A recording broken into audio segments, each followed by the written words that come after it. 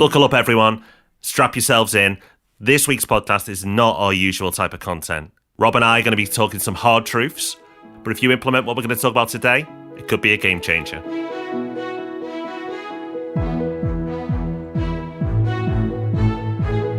Welcome to the Property Podcast, where every Thursday morning property investors come to be informed and inspired, and occasionally belittled, systematically broken down, and then rebuilt to be stronger than ever.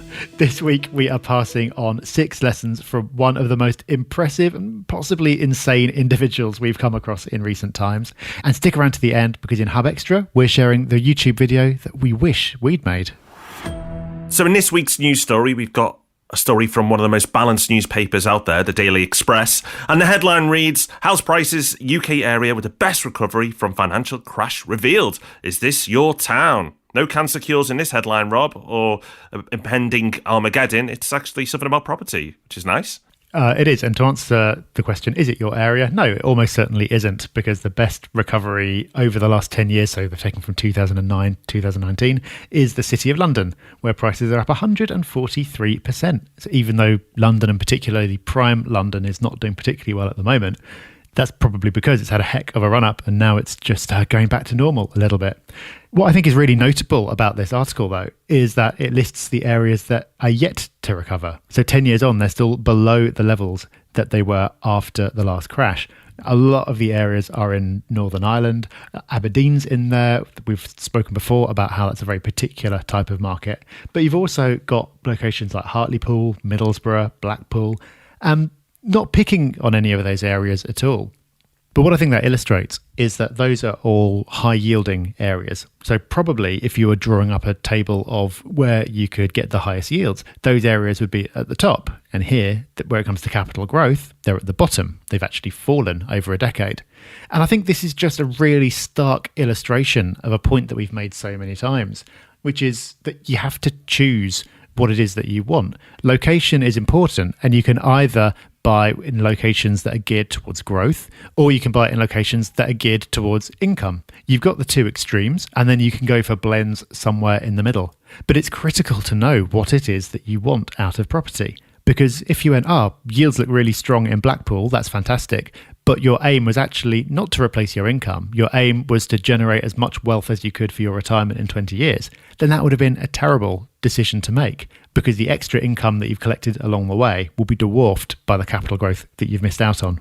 So it's a point, Rob, that we've made many, many times before, but I think this is a great example of that principle in action.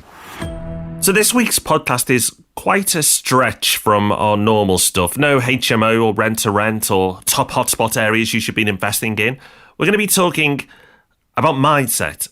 And for long-time listeners of the podcast, this won't come as a shock. It's something we cover time and time again because it's so important. But if you're new to the Property Podcast, please stay engaged, because the lessons of these type of episodes are potentially more powerful than our normal property episodes. And that's because if your mind is right, you're going to make better decisions, you're going to be motivated, you're going to push on when things are tough. Rob and I are constantly reading books that help us with things like this. And Rob, you found this book first and told me I had to read it, and you were absolutely right. This, for me, right now, is my book of the year. We're only halfway through the year, but it's going to take some book to beat David Goggins' You Can't Hurt Me. It's an incredible story. It's an entertaining read, but what you take away from that book is priceless. Yeah, to give you a bit of background, David Goggins is a former Navy SEAL. He's also an ultra-marathon runner. He's a distance cyclist. He's an endurance athlete. He's a triathlete. He's a motivational speaker, and he's now an author because he's written this book. And he is, I think it's fair to say, a pretty extreme character. So just to give you one example of something he's done, he decided one day that he was going to enter a 24-hour ultramarathon, which involved running 100 miles. The night before he did that, he went to the gym and trained his legs really hard, as you do just before you're about to run an ultramarathon. And by the way, he'd never even run a marathon before. So he just signed up to run 100 miles, having never done anything like it before, after a really hard training session. And as the book explains in some fairly excruciating detail, it wasn't easy, but he managed to do it. And that's a theme behind everything he's done. He's a really extreme character. We're not suggesting that you do any of the things that he's done, but the interesting part is the mindset that's behind what he's managed to achieve. And that's something that everyone can learn from. Absolutely. So what we're going to do today is take 6 lessons that you can implement in your life. You don't have to take it to the extremes David Goggins does, but just implementing this in what would be considered a normal way will set you apart from everyone else. So the first lesson is to grow in life, be willing to suffer. And here's a quote from David Goggins. It's so easy to be great nowadays because everyone else is weak. If you have any mental toughness, if you have a fraction of self-discipline, the ability not want to do it but still do it, you can get through to do things that you hate to do, and on the other side is greatness. Everyone else is weak, Rob. As we said, it's extreme. There's big learnings and big lessons from this. Yeah, you listening now, you're weak. What are you going to do about it? No. Do some press-ups. We're not going to start shouting down. Give me 10. I'd love to see the thought of someone doing 10 press-ups on the tube right now. Well, maybe they should be, because you've got to grow in life, you've got to suffer, you've got to put yourself out there, you've got to do things that you don't want to do. And I think this is a great starting point. You don't have to take it to the extremes. You doesn't decide you're going to run 100 miles just to see if you can. But the point is, for a lot of us, there's a template that's laid out of a life that you can follow, where you can kind of take the path of least resistance and just do what's put in front of you and do whatever seems comfortable, and nothing terrible will happen. For the most part, it'll be okay.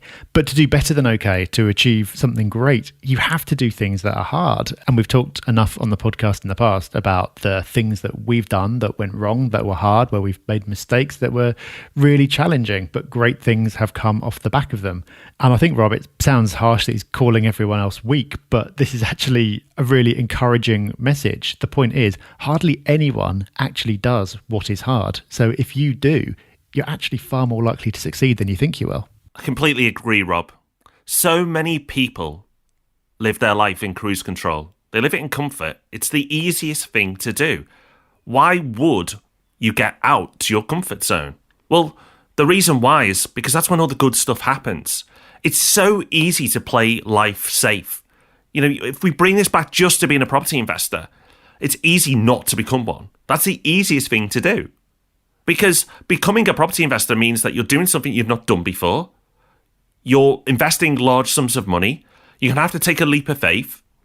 That, for a lot of people, is enough to stop them in their tracks right there. The fact that so many of you listening have become property investors already shows that you have the potential to live the life that David Goggins is talking about, which is where you constantly test yourself. You push yourself to try new things. It doesn't have to be, as Rob said, in the form of a 100-mile marathon. It could be moving to another country. It could be changing a job role. It could be pushing for a promotion that you've been too scared to ask for before. It could be taking on a new diet. Again, it sounds like, well, that's just a normal thing, but it isn't. It's easier to stick to your normal eating patterns day in, day out. By changing your diet and going out of your way to implement a new discipline is, again, out your comfort zone. But with all these brief examples I've just mentioned, if they go right, it's absolutely fantastic and your life is upgraded. And if they go wrong, you learn. Now, you can, if you are built that way, if things go wrong, have a meltdown and think, I'm never going to try that again. But if you're persistent and resistant from that pain, then you can do great things. For me, Rob, was starting with something really powerful, a powerful lesson that if you're only going to take one of the lessons away today, I hope it's this, is push yourself, be brave and do something a bit different. Don't be one of life's drifters. Definitely. And that leads us nicely into our second lesson, because you're going to feel resistance here. And the second lesson is, don't let your mind hold you back. The quote from David Goggins is, I don't stop when I'm tired, I stop when I'm done. And what he says in the book is that when you think you're done, you're only 40% into what your body's capable of doing. So he's applying it to physical challenges. And he's saying that when you think your body has reached its limit, it hasn't. Your mind is what's reached its limit. And that's what holds you back from making further progress. When you think you're at the end, you're actually less than halfway through. If you could just stop your mind from holding you back. And that's very easy to see when it comes to physical challenges.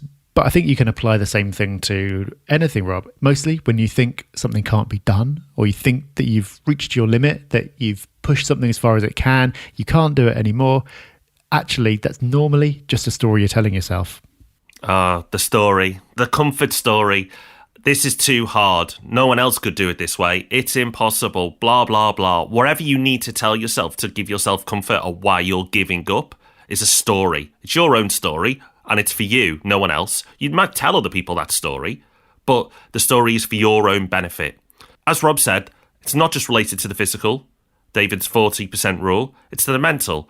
That you give up on trying to find a deal, making your next investment, starting property investment. It's too hard. I can't save that. I can't find it. Whatever fill in the blank excuse you want, by pushing on further when your brain says stop, is when you're more likely to succeed. We've all got so much more in us. It's so easy to give up as soon as our brain allows us to. That first trigger that goes, this is hard now. Shall we stop? And at that point, most people do. We go, oh, okay, brain, that sounds fair enough. Let's stop. But unfortunately, for so many people, the results are average in whatever they do. Because of that, at the first opportunity, they stop. And as tough as that is, and as harsh as it sounds, it's true. But Rob, there are ways to beat your brain. There are tools that you can use to push beyond that point so you can succeed. Yeah, two tools that David talks about are self-talk and visualization. He says that these are the keys to fighting negativity. And there's a quote from something that he was saying to himself when he was a ridiculously long way into an endurance race, but still had a ridiculously long way to go. Who on this earth would be going right now? You are. I believed it enough to where my body said he's not going to stop. So he's basically imposing his will and not accepting tiredness from his body by telling himself, well, no one else could do this. You are already doing it. You're doing it right now. And that's a great example of positive self-talk. Now, everyone has self-talk, but for most people, it's negative. Most people have got that voice in their head saying, you can't do this. Don't risk that. Something might happen. Oh, people will think badly if you do that. You'll never succeed. And if that voice in your head was an actual person, you'd want to punch them in the face or you'd want to stay well away from them. And if you voiced some of this stuff out loud, you'd probably get locked up because people would think you're crazy. But this is the kind of stuff that everyone is saying to themselves in their head. Everyone has this sometimes. But if you can turn that around to positive self-talk and you can basically be your own motivational speaker in your head at all times, then that is what gives you the power to achieve great things. But I think, Rob, that's one of those things that's really easy to say, oh yeah, that's what you should do, of course. It is difficult to do, but I think you can turn it into a habit. You could build the habit of positive self-talk and overwriting whatever messages you're giving yourself right now. You absolutely can. It's a gift to yourself when you do. I probably annoy people in the Property Hub team with my sometimes overbearing positivity, but I do believe there's a solution. We can always find a way. We can push forward. We can beat targets that have never been beat before. We can do things that companies have not achieved before.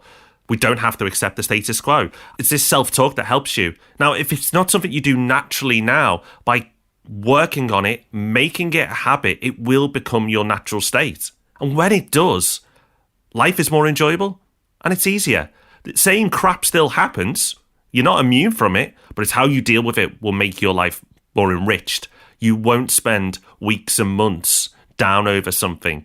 You may still be down, but the amount of time you do it will be less.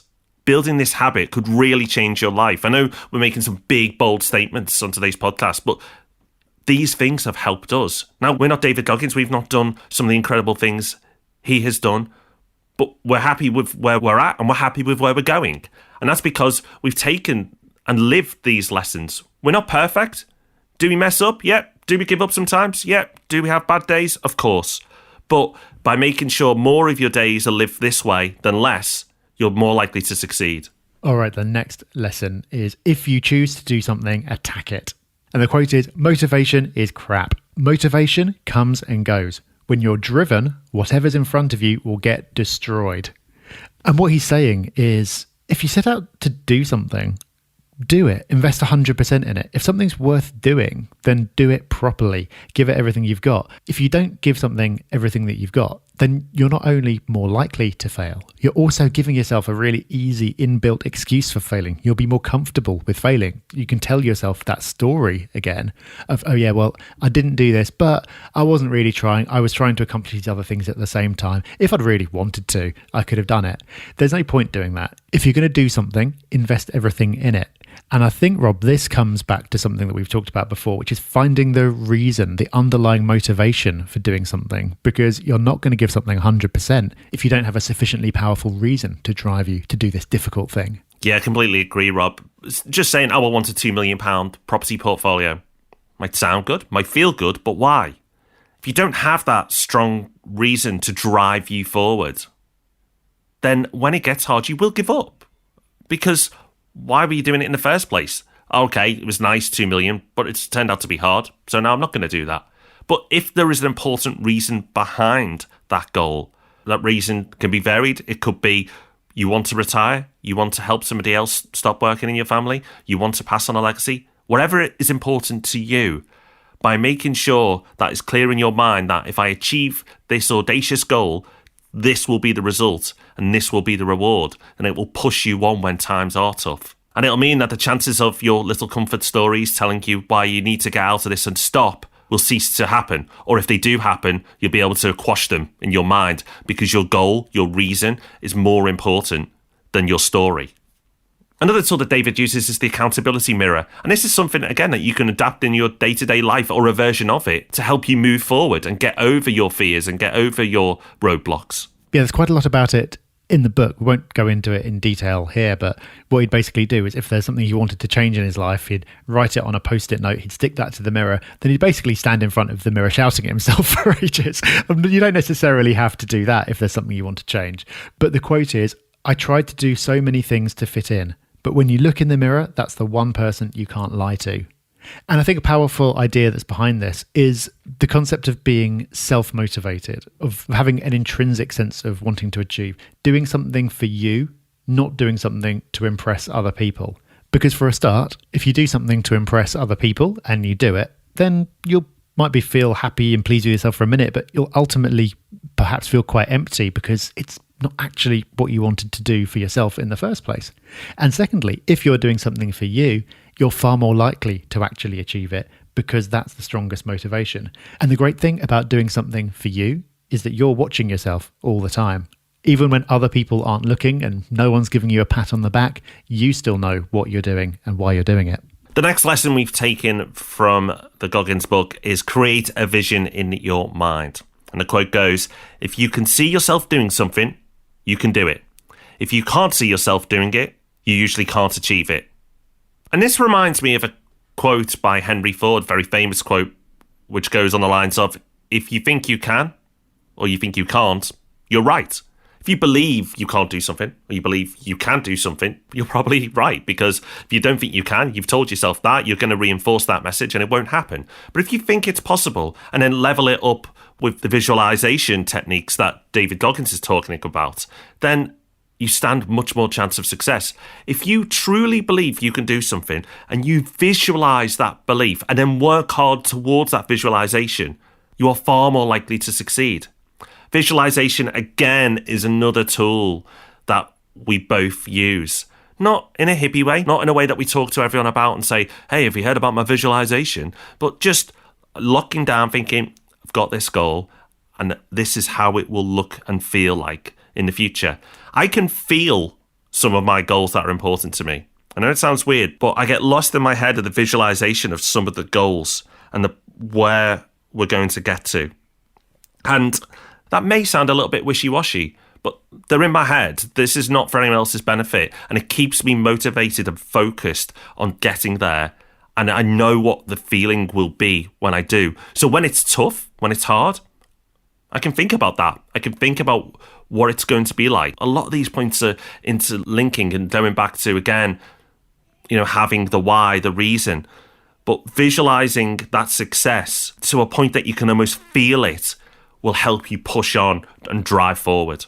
Exactly. I think visualizing kind of gets a bad rep sometimes. It gets misunderstood because you can get the idea that just by visualizing something, you can bring it into existence. I think that's a common misunderstanding, that if you just kind of sit around almost like imagining something and wishing for it to happen, then it'll magically come true. That's not the case. But the point is, by being able to visualize something, you will therefore be able to do all the difficult things that you need to do to make that happen. It's not going to happen by magic. It's going to happen by hard work. But being able to visualize it is a way of giving yourself that positive self-talk, of doing the things that are hard, of making yourself push through. And that's why it's not some hippie-ish kind of thing. It's not asking the universe to manifest something for you. It's just giving yourself a tool to do what you need to do to get something done. So get something done. That's the lesson from all of this, is do something different. change some of your bad habits, and implement some of the good habits we've talked about today. We love doing a podcast, and we love giving you investment tips and insights and information that will make you a better property investor. But if you can master, or at the very least improve on the things we've discussed in this podcast today, that will make you a far more successful property investor than anything else we've taught you on the property podcast. Because when things go wrong, which they will, and when things are tough and the goal feels really far away, which at some point it will, by having these mental habits in your toolkit will mean that you're much more likely to persevere and to succeed. So by implementing these tools, not only can it make you a better property investor, it can make you a better person to be around. Those stories that you possibly have told other people before to comfort yourself will stop, or at least reduce. The efforts that you put in will be more. The chances of your success, much greater. These tools are so important. So start today. Don't give yourself another story about why you can't start implementing these lessons that we've talked about. Make a commitment. Possibly the first of them is to listen to or read David Goggins' book, You Can't Hurt Me, and then make another commitment of how you're going to implement these habits into your life. But whatever you do, don't give yourself a story right now by why you're busy and you can't do it. So time for our success stories. Now you can get in touch however you want. You can do it through the Property Hub forum. You can do it through an iTunes review, especially if it's 5 stars. Or you can do it through our social channels at Property Hub UK. However you do it, we don't mind. We just love hearing about how the Hub has assisted you in any way at becoming a better property investor. And this week's story comes from Rockwood, and this was posted in the Property Hub forum, and it says, I ended up here after nearly being enticed into one of these property courses where you attend a free seminar and get all the 3-day course for £997. With lots of stuff apparently chucked in for free. And then, as I found out from the Property Hub forum, you get upsold to a 30k course after attending this £1,000 course. So sod that, this site saved me £997. Thank you. Well, thank you. And Rob, that's fantastic to hear. But what we have this week on Hub Extra is even more fantastic. A brilliant video. Yes, this is absolutely brilliant. It's called The Contrepreneur, get it? Formula Exposed. This is by Mike Winnett. And what he's done is he's attended some of these wealth creation seminars. He's seen what goes on there, and he's broken down step by step how these are designed to separate you from your money. Now, he's talking about seminars that are all about starting your own business and getting rich, but you see them in all industries. You see it when it comes to the stock market. You see it in property. The formula is exactly the same because it's based on hacking your brain. It's based on psychology that's proven to work and using it to extract as much money from you as they can. But the way that he presents it, Rob, it's so well done. It's so funny as well. It's just brilliantly executed. It is, as I said to you, Rob, after you sent it to me, the video I wish we'd made. It is so good. And he's saying the things that we have said on the podcast, but probably been a little polite about it. He's just gone all out. And I love it. And he's not picked out in a particular individual. So he's not naming and shaming one person, which I respect as well. But you don't need to pick out one person because so many people are at it. So many people are running this system to extract money out of vulnerable people. But it's brilliant. He's not just telling you that it's happening. As you said, Rob, he's breaking down how they're influencing you, how they're trying to con you out of your money. I truly hope this video goes viral. And that's why we wanted to put it on the podcast today, to help give it a push further. Please do share it because you will help people not fall into this trap. So a wonderful video. Please watch and then please share. And well done to Mike Winnett for creating this. Bravo. So you'll find a link to that video, you'll find a link to David Goggins' book and everything else you need for this episode in the show notes. So do check those out and let us know what you thought of this episode as well. We would love to know. So get hold of us. We're easy to find. We're on Facebook, Twitter, Instagram, and now YouTube. Don't forget, at Property Hub UK. So you go out there and suffer and push yourself and achieve amazing things. And we'll see you back on Tuesday for Ask Rob and Rob. See you then. Bye-bye. Bye-bye.